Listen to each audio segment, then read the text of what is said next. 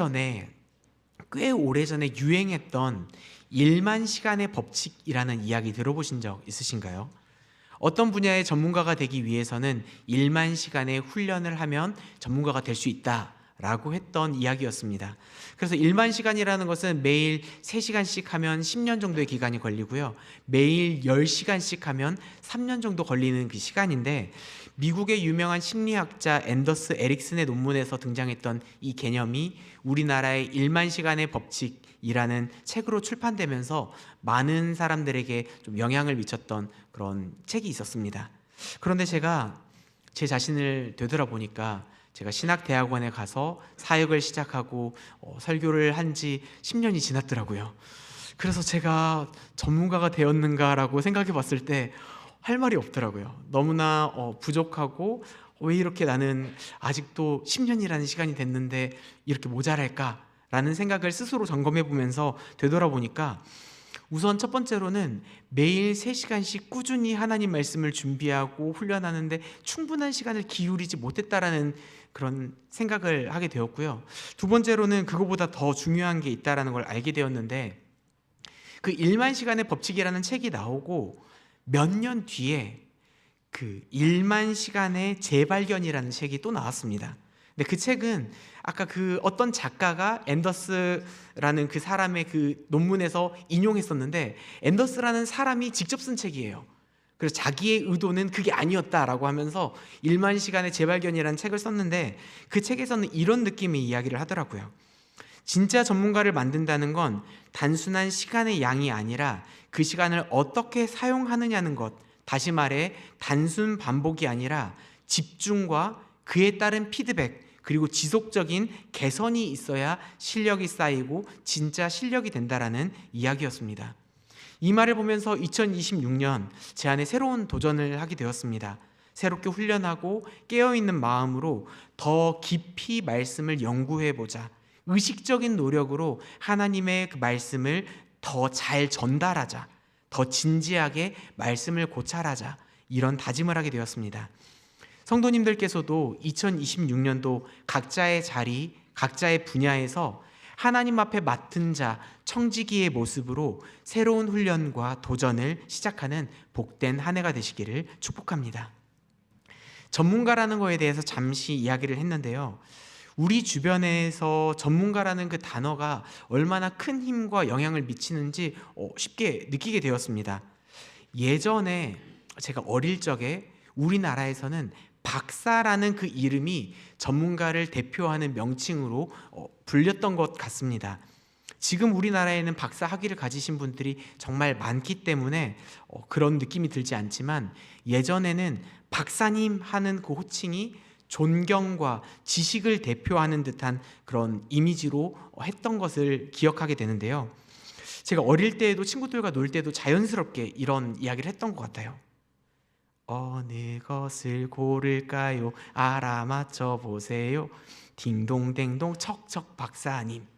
척척 박사님, 만물 박사, 무언가 박사라는 그런 이미지가 무언가를 잘 알고 있는 전문가라는 그 느낌을 많이 줬던 그 기억이 있습니다.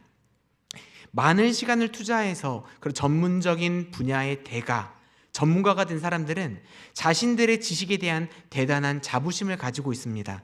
그것은 자신감, 더 나아가서 자기 신뢰, 때로는 교만에 이르기도 합니다. 누군가가 내가 알고 있는 이 지식을 무시하거나 이 지식과 상반된 이야기를 하게 되면 그거에 발끈하는 그런 모습들도 볼 수 있습니다. 그렇다면 내가 가장 잘 알고 있다는 그 자리, 그 분야에서 내가 그 전문가로서 누구보다 더 통달하고 있다라고 생각하는 그 영역에서 우리는 하나님을 얼마나 더 인정하고 있을까요? 오늘 본문 말씀을 통해서 우리 그것들을 알아보려고 하는데요. 우리 5절과 6절 말씀 한번 같이 읽어보도록 하겠습니다. 5절, 6절 말씀 같이 읽겠습니다. 너는 마음을 다하여 여호와를 신뢰하고 내 명철을 의지하지 말라. 너는 범사의 그를 인정하라. 그리하면 내 길을 지도하시리라. 아멘. 범사에 인정하라. 내가 잘 알고 있는 그 자리에서도 하나님을 인정하라는 것입니다. 성경에는 정말 많은 전문가들이 있습니다. 그 중에 대표적으로 바리새인이 있습니다. 그들은 율법의 전문가였습니다. 그들은 율법을 철저하게 지키며 불결하고 부정하는 것들로부터 분리해서 나온 무리였습니다. 엄격한 율법 준수와 모범으로 유대인들로부터 선망과 존경을 받았던 사람들이었습니다. 말씀을 연구하고 토라를 해석하고 그리고 적용하고 지키는데 자신의 모든 삶을 바쳤던 사람들이 바리새인이었습니다. 당대 최고의 신앙 전문가 그리고 도덕적 전문가로 여겨졌습니다. 그런데 어느 날 이 전문가의 영역을 침범해온 사람이 있었습니다.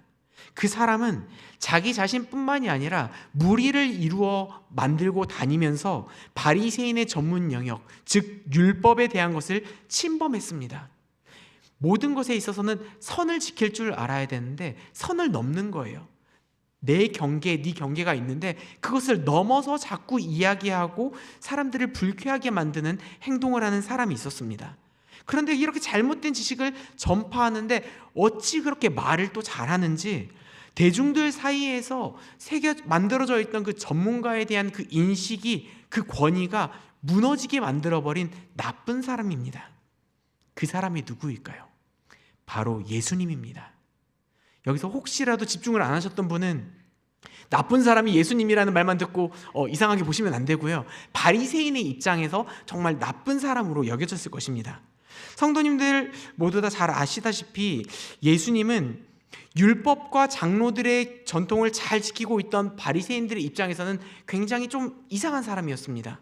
그래서 그들이 율법과 장로들의 전통에 입각해서 그것에 근거해서 예수님이 부정한 세리와 죄인들과 같이 식사하는 걸 보면서 지적을 했는데 예수님은 건강한 자에게는 의사가 쓸데없고 아픈 자, 병든 자들에게야 쓸데가 있다라고 말씀하시면서 율법에 나온 내가 긍휼을 원하고 제사를 원하지 아니하다라는 그 말씀이 무슨 뜻인지 모르느냐, 그것을 배워라 말하시고 대꾸하셨습니다. 율법의 전문가라고 하는 바리새인들에게 율법을 가지고 와서 따지고 드는 것입니다. 율법의 전문가라고 그들은 자부했으나 그 세세한 한 구절, 글자 그대로 문자적인 의미보다 진정한 의미, 하나님의 그 큰 뜻과 마음을 설명해주는 그 예수님 앞에서 그들은 대꾸할 수 없었습니다. 사람들의 칭찬과 존경만 받다가 이렇게 무시를 당하니 얼마나 열이 받았겠습니까? 그것도 권위가 있거나 어떤 대단한 가문, 대단한 곳에서 배워온 그런 전문가와 같은 사람이 아니라 나사렛 촌동네에서 올라온, 그것도 제대로 교육도 받지 못하는 그런 사람이, 목수의 아들이라는 비전문가가 전문가 앞에서 뭐라고 이야기하는 것을 보며 너무나 불쾌했을 것입니다. 이 사람의 사상과 가르침이 큰 위험과 문제를 가져온다라고 생각했을 것입니다. 그래서 그들은 예수님을 죽이려고 했고 예수님을 함정에 빠뜨리려고 여러 가지 계획을 세웠습니다. 잠시 우리의 이야기를 해볼까요? 신앙을 가진 많은 사람들은 일반적인 영역에서는 하나님을 잘 인정합니다. 하나님이 말씀하시는 것을 그래도 나름 잘 지켜보려고 행동하려고 합니다. 하지만 자신의 평생 직업, 내가 이 분야에서는 나름 전문가다라고 하는 영역을 건드릴 때는 쉽게 인정하지 않으려는 그런 모습들이 있습니다. 우리 교회에는 그런 분들이 한 분도 없을 거라고 생각하고 믿지만 어떤 곳에서는 목회자가 말씀을 전할 때, 하나님의 말씀을 대언할 때 그 말씀을 들을 때는 고개를 숙이고 듣는 것처럼 보이지만 속으로는 목사님은 현실도 모르면서 직장 생활 안 해보셔서 잘 모르시는 것 같은데 그 말씀 그대로 하려고 하면은 그거 안 돼요. 내가 직장 생활 오래 하면서, 내가 자영업 오래 하면서 전문가로서 이렇게 많이 해봤지만 그 성경 말씀 그대로 지키면서 하면은 이거 못해요.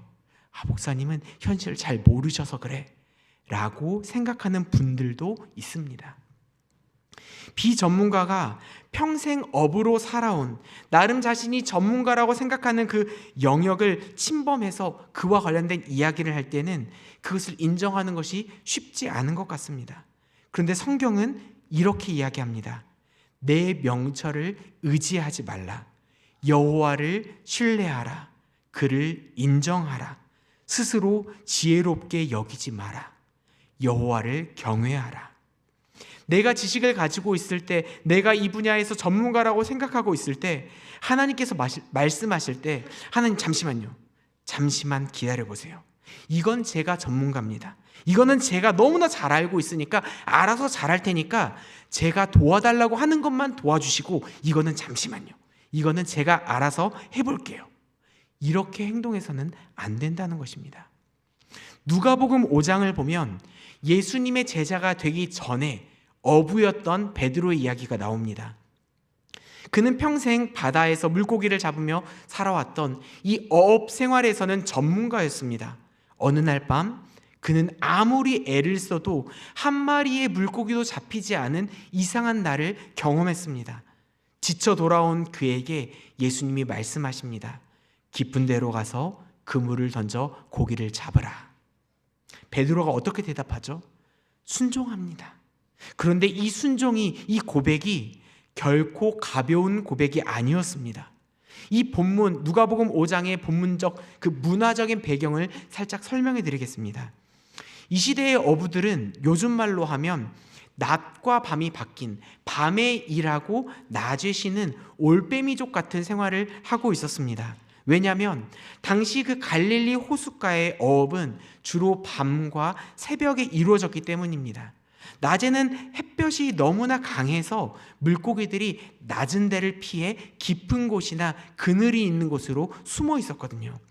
특히나 그 어부들이 사용했던 그때 당시에 그 그물은 식물성 섬유로 만들어진 거여서 햇빛이 강하게 비치면 그 형태가 물속에서 쉽게 드러나서 물고기들이 피해 간다는, 그래서 낮에 그물을 던지는 것은 어부의 상식에서는 거의 의미 없는 행동이었다라고 합니다. 게다가 그 시절에는 배, 모터 같은 것도 당연히 없었기 때문에 깊은 곳으로 나아가려면 노를 저어서 이동해야 됐고, 밤새 깊은 곳으로 노 저어서 갔다가 되돌아오는 그 어부들의 몸은 기진맥진해서 너무나 피로했을 것입니다. 그런데 그 누가복음 5장의 바로 그 어느 날 베드로와 일행은 평소와 다른 이상한 경험을 하게 됩니다. 밤새 물고기 한 마리도 잡지 못했던 것입니다. 죄송한 표현이지만 세상적인 그런 표현으로 진짜 재수 더럽게 없는 그런 날이었습니다. 육체적으로도 너무나 지치고 정신적으로 너무나 지쳐서 마음이 지쳐있는 그들이 바로 육지로 와서 집에 가서 쉬지 않고 그곳에서 그물을 씻고 있었습니다. 왜냐하면 그 염분이 묻은 그 그물을 그 식물성 섬유로 만들어졌기 때문에 씻어내지 않으면 그게 금방 상하고 썩어버리기 때문에 그 다음날에 계속 일할 수 없었기 때문입니다. 그래서 그들이 그물을 열심히 씻어내고 있는데 그때 하나님의 말씀을 듣고자 예수님을 따라왔던 사람들이 그 근처에 몰려들게 되었습니다. 예수님께서는 베드로에게 그 정박해 있던 그 배를 호숫가에 띄우기를 청하십니다. 이때 베드로와 예수님과의 관계는 누가복음 4장에서 나오는 이야기를 보면 예수님이 베드로의 장모를 고쳐준 은인이었습니다. 그랬기 때문에 피곤했지만 배를 띄웠던 것 같습니다. 그리고 베드로의 배에 올라가서 하나님의 말씀을 가르치시고 그 말씀이 끝나신 다음에 예수님은 베드로에게 이렇게 말씀하십니다. 베드로야, 깊은 데로 가서 그물을 내려 고기를 잡으라. 이 말씀은 베드로에게 있어서 상식적으로, 경험적으로, 그리고 전문가적으로도 도저히 납득할 수 없는 말씀이었습니다. 왜냐하면 이미 밤새도록 최적의 시간에 최선을 다했지만 아무것도 얻지 못했던 그런 상황들이 있었기 때문입니다. 그래서 베드로는 이렇게 대답합니다. 선생님, 우리가 밤이 새도록 수고하였으되 잡은 것이 없습니다. 그런데 여기까지가 전문가로서의 솔직한 고백이었거든요. 근데 그 뒤에 했던 베드로의 말은 정말 위대한 순종의 말이었습니다. 잡은 것이 없지만은 말씀에 순종하여 내가 그물을 내리리이다. 이것은 그래요, 은인께서 말씀하시니까 내가 피곤하지만 그물 한번 던져볼게요, 이런 단순한 순종과 단순한 고백이 아니었습니다. 베드로는 이 순종을 하기 위해서 세 가지를 내려놓을 수밖에 없었습니다. 첫 번째로 그가 포기해야 됐던 것은 무엇이었냐면 육체적인 쉼이었습니다. 아까 말했다시피 베드로는 전날에 그물을 내리기 위해 배 타고 수심이 깊은 곳으로 노를 저어서 들어갔습니다. 추운 밤이었지만 물고기는 하나도 잡지 못했고 다시 돌아와서 노를 저어서 육지 와서 힘들고 지친 몸을 안고 그물을 씻고 있는데 갑자기 또 들어가라는 것입니다. 근데 예수님이 또 깊은 곳으로 가래요. 그러면 또 수심이 깊은 곳을 향해 노를 저어서 힘차게 갔다가 다시 또 돌아와야 되는데 그물을 씻기 전이었으면 또 모를까 다 씻어놨는데 또 다시 들어갔다가 또 다시 돌아와서 또 그물을 씻으려면 지금 낮과 밤이 바뀌었다고 했잖아요. 밤에 하고 아침에 돌아왔는데 또 나갔다 돌아오면 또 저녁이 되는 거예요. 그럼 또 나가야 됩니다. 전혀 쉬지 못하고 날을 새도록 계속 고생하는 정말 육체적으로 너무나 필요한 그런 육체적인 고됨, 그것을 뛰어넘는 순종이 베드로가 한 순종이었습니다. 두 번째로 베드로가 포기해야 됐던 것은 자신이 가지고 있던 상식이었습니다. 아까 말했다시피 해가 떠 있는 그곳에선 그물이 다 비치기 때문에 물고기가 잡힐 가능성이 거의 없습니다. 눈먼 물고기가 자살하듯 그물 속으로 퐁당 뛰어들지 않으면 잡힐 가능성이 없다라는 게 어부들의 당연한 상식이었습니다. 상식에 어긋난 예수님의 그 지시에 예수님 잘 모르셔서 그러시나 본데 지금 이 시간에 그물을 암만 던져봤자 한 마리도 안 잡힐 겁니다 라고 대답하지 않았습니다. 베드로의 순종은 자신의 상식을 뛰어넘는 순종이었습니다. 세 번째로 그가 포기해야 됐던 것은 자기 자신이 가지고 있던 자부심, 어부로서의 프라이드였습니다. 대개 한 분야에서 정말 평생 일한 그런 전문가들은 자기만이 가지고 있는 그런 자부심들이 있는데요. 목수의 아들과 그리고 어부, 누가 물고기를 잡는데 전문가겠습니까? 당연히 말할 것도 없이 당연히 어부일 것입니다. 베드로일 것입니다. 제가 만약에 베드로라면 그물을 싣고 쉬어야 될 때 쉬지도 못하고 깊은 곳으로 내가 다시 놓아져서 가는 것들을 내 주변에 있는 어부 동료들이 보고 나에게 뭐라고 할까라는 생각을 했을 것 같아요. 쟤는 지가 어부면서 목수 말을 들어? 쟤 뭐하는 애야? 야, 쟤는 지가 아직까지 평생 동안 했던 것들을 그것도 모르고 다른 잘하는 사람도 아니고 목수가 하는 말을 듣고 간다고? 쟤 바보야? 자존심도 없어? 왜 그래? 라는 그 이야기를 하지 않을까 저는 두리번거리고 그 사람들의 눈치를 살폈을 것 같습니다. 하지만 베드로의 그 순종은 전문 지식, 자기의 그 자부심까지 뛰어넘는 순종이었습니다.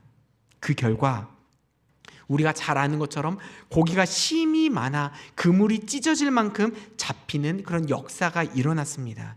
이것은 그물을 어디로 깊은 곳으로 가서 던졌기 때문이 아니라 그것을 오른편으로 어떤 기술을 써서 한 그 기술의 승리가 아니라 전문가의 겸손 위에 임한 하나님의 개입이었습니다.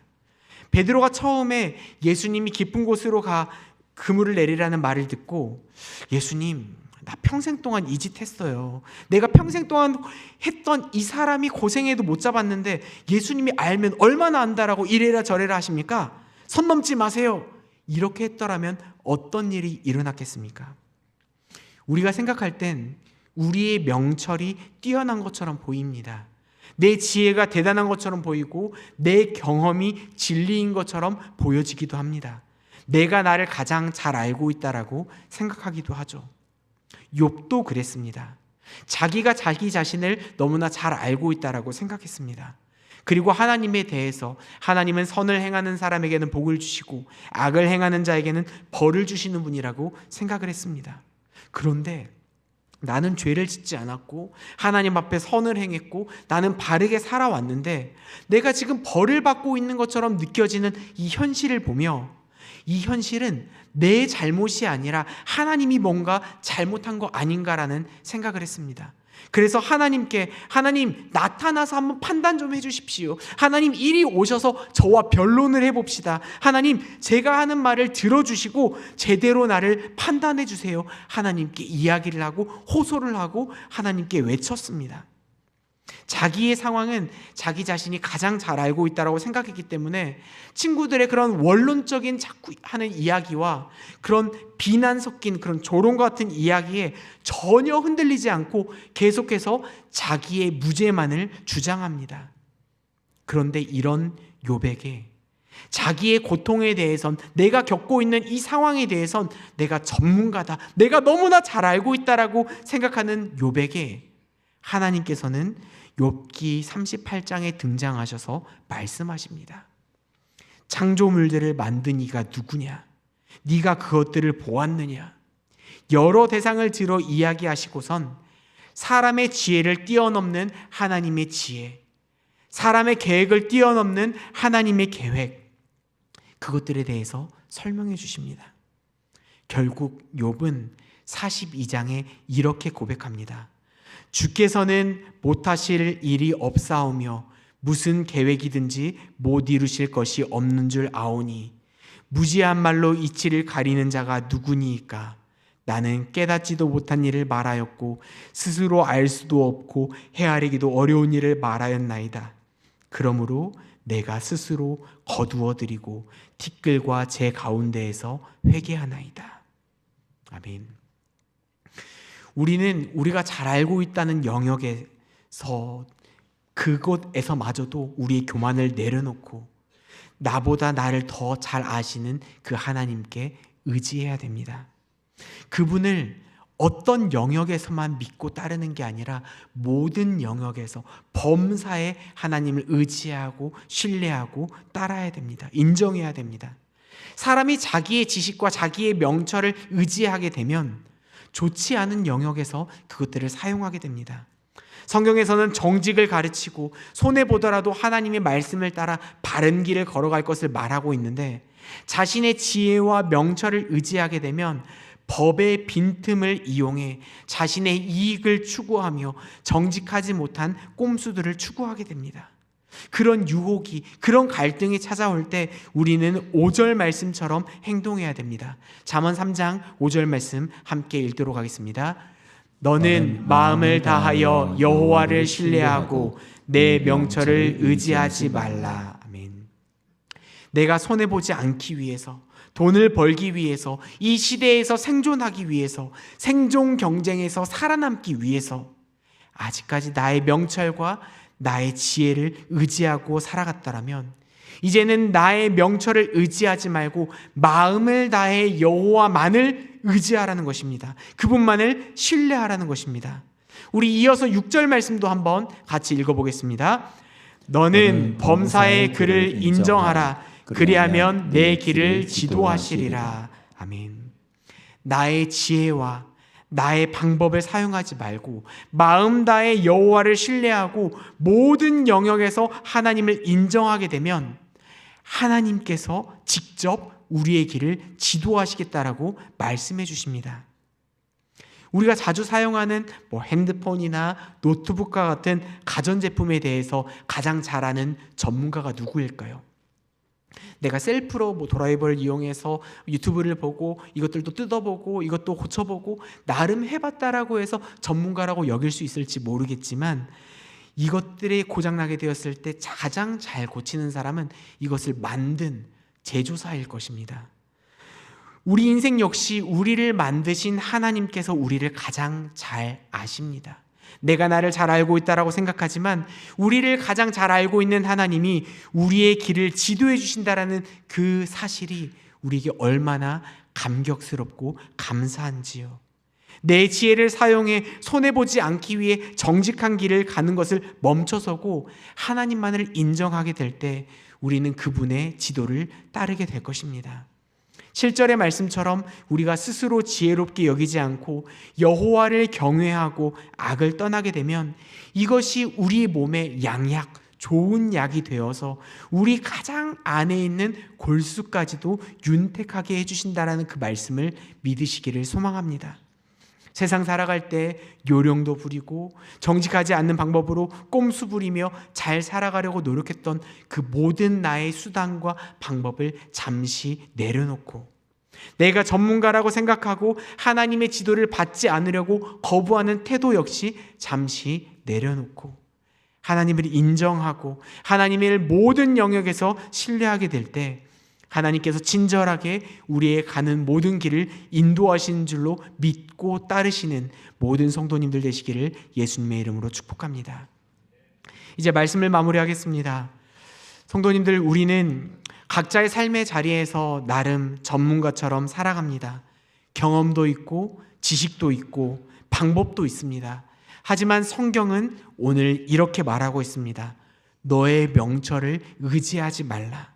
범사에 하나님만 인정하라. 가장 자신 있는 자리, 가장 잘 알고 있다라는 그 영역조차도 하나님을 신뢰하고 인정할 때 하나님께서 우리의 삶을 지도하신다라고 약속하십니다. 2026년 1월입니다. 2026년을 살아가며 내 지혜보다 하나님의 지혜를, 내 경험보다 하나님의 말씀을 앞세우는 믿음의 결단이 우리에게 있기를 축복합니다. 스스로 지혜롭게 여기지 않고 여호와를 경외하며 악을 떠나는 그 삶이 우리의 영혼을 살리고 우리의 길을 바르게 할 줄로 믿습니다.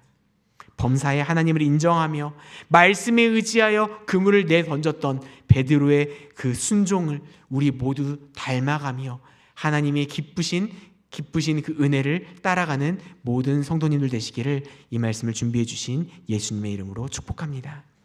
우리 함께 찬양으로 나아가겠습니다.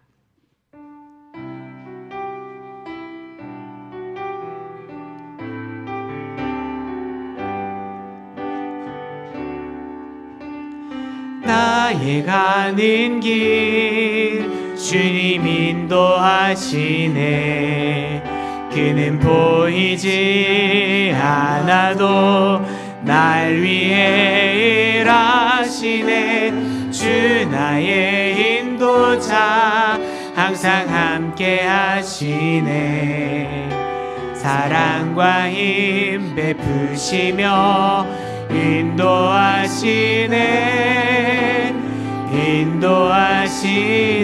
다시 한 번 더 찬양할까요? 나의 가는 길, 나의 가는 길 주님 인도하시네. 그는 보이지 않아도 날 위해 일하시네. 주 나의 인도자 항상 함께 하시네. 사랑과 힘 베푸시며 인도하시네.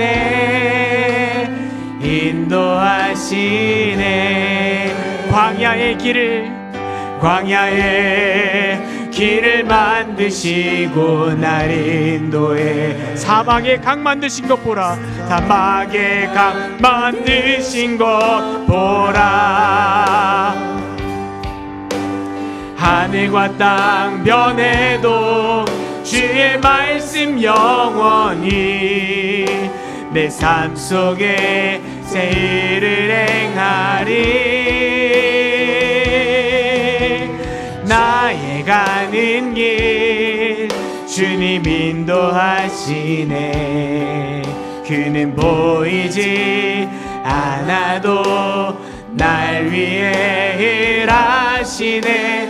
주 나의 인도자 항상 함께 하시네. 사랑과 힘 베푸시며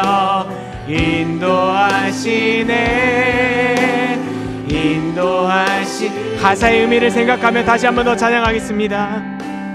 나의 가는 길 주님 인도하시네. 그는 보이지 않아도 날 위해 일하시네. 주 나의 인도자 항상 함께 하시네. 사랑과 힘 베푸시며 인도하시네. 이번에 한 번 더 광야의 길을 만드시고 날 인도해. 사막의 강 만드신 것 보라. 하늘과 땅 변해도 주의 말씀 나는 영원히 내 삶 속에 제의를 행하리. 나의 가는 길 주님 인도하시네. 그는 보이지 않아도 날 위해 일하시네. 주 나의 인도자 항상 함께 하시네.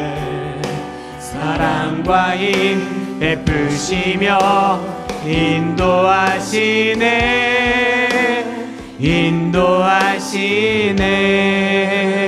인도하시네. 이 시간 함께 기도했으면 좋겠습니다. 사랑의 하나님, 우리는 종종 우리의 경험과 지식을 너무 신뢰합니다. 오랜 세월 동안 우리가 쌓아왔던 경력과 판단력, 현실 감각이 우리의 삶을 이끄는 나침반처럼 여겨질 때가 너무나 많습니다. 그런데 주님, 오늘 말씀 본 것처럼 명철을 의지하지 말고 범사의 주님을 의지하라 말하십니다. 그 말씀을 기억하며 우리 같이 기도했으면 좋겠는데요. 하나님, 내가 가장 자신 있는 영역에서조차도 주님을 인정하게 하여 주시옵소서. 내가 전문가라 생각하는 그 자리에서도 주님의 지혜 앞에 무릎을 꿇게 하여 주시옵소서. 내가 결정권자라고 생각하는 삶의 모든 영역에서도 주님이 나의 주인이심을 고백하게 하여 주시옵소서. 내가 나를 가장 잘한다는 교만을 버리고 나를 지으신 주님께 모든 것을 맡기게 하여 주시옵소서. 하나님만을 인정하고 고백하며 나아갈 수 있는 우리의 삶이 될 수 있도록 우리 이 기도 제목으로 함께 기도하도록 하겠습니다. 같이 기도하시겠습니다.